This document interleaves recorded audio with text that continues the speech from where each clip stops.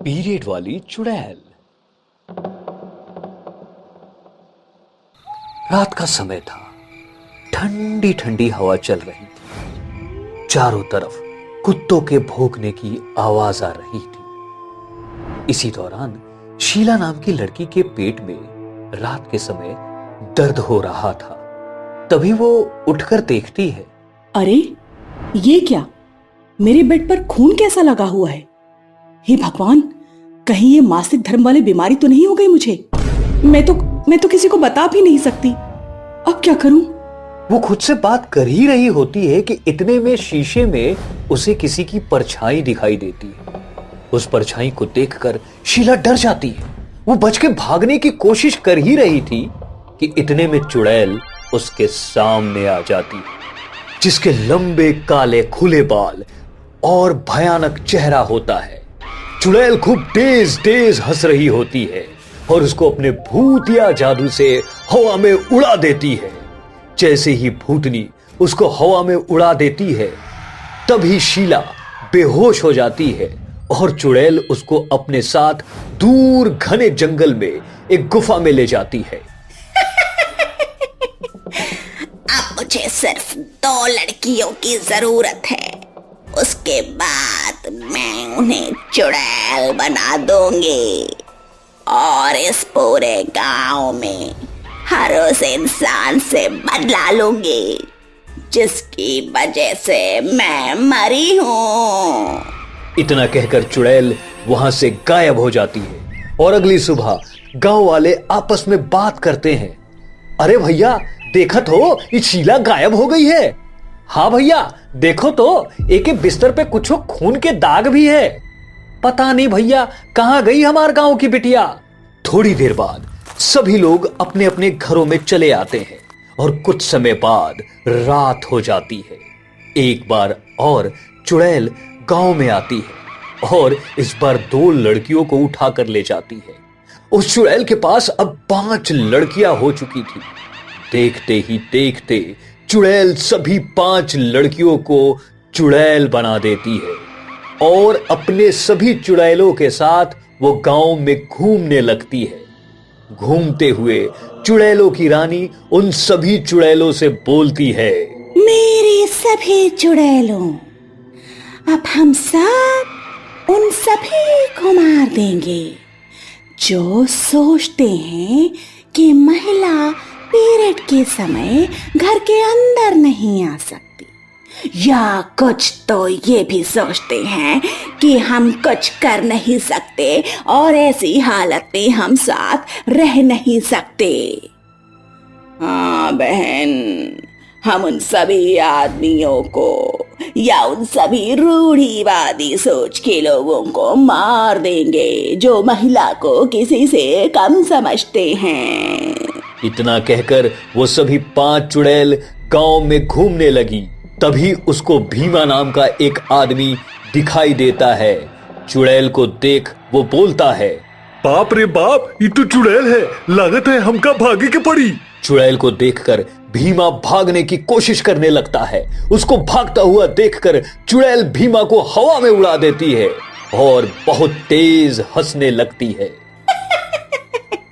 अब कोई भी नहीं बचेगा, मैं सबको मार दूंगी।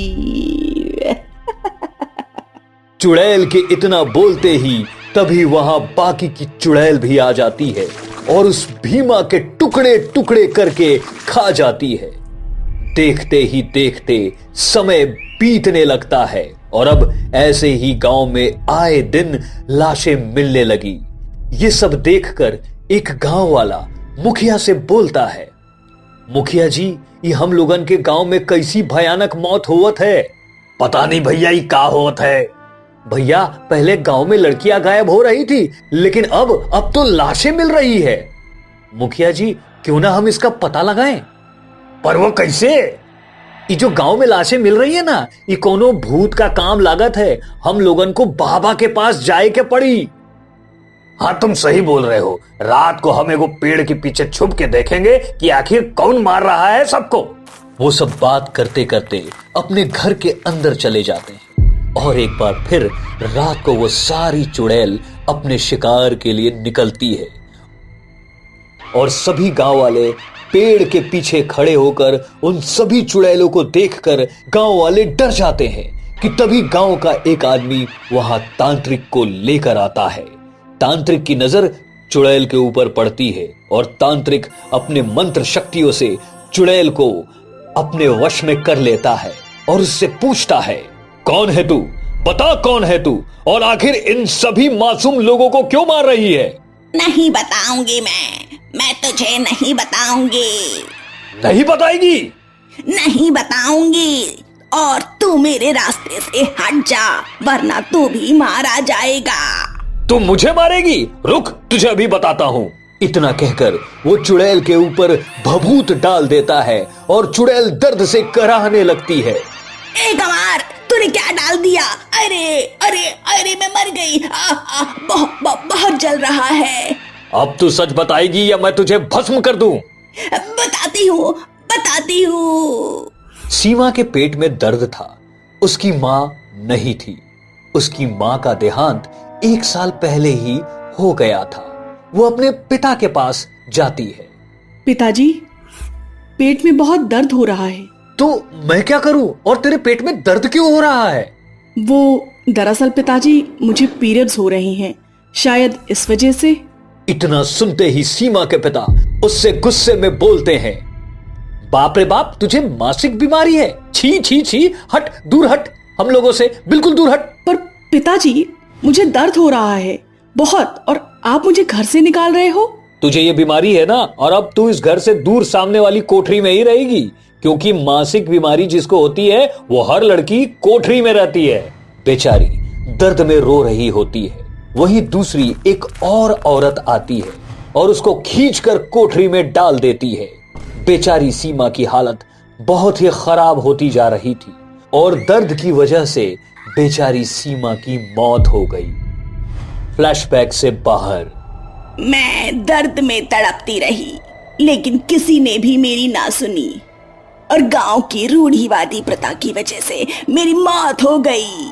अब मैं उन सभी को मार दूंगी जिसने भी मुझे या बाकी महिलाओं को पीरियड्स को एक बीमारी का नाम दिया है, और इसलिए मुझे एक ग्रुप की जरूरत थी, इसीलिए मैंने लड़कियों को अपनी तरह चुड़ैल बना दिया। हाँ, तुम्हारे साथ बहुत ही गलत हुआ है, मैं मानता हूँ, पर मैं तुमसे वादा करता हूँ जो तुम्हारे साथ हुआ है वो अब किसी के साथ नहीं होगा। नहीं जाऊंगी। उसकी ये जिद देखकर तांत्रिक को गुस्सा आ गया और तांत्रिक चुड़ैल की रानी के ऊपर पवित्र जल छिड़क देता है, जिसके बाद चुड़ैल जलकर भस्म हो जाती है। और जैसे ही चुड़ैल की रानी भस्म होती है, वैसे ही बाकी की चुड़ैल भी भस्म हो जाती है और अब वो पूरा गांव उस चुड़ैल के चंगुल से आजाद हो जाता है और सभी खुशी खुशी रहने लगते हैं। अब उस गांव में वो रूढ़िवादी सोच और प्रथा दोनों ही खत्म हो चुकी थी और सभी लड़कियां पूरे सम्मान के साथ अपने परिवार के साथ खुशी खुशी रहने लगी।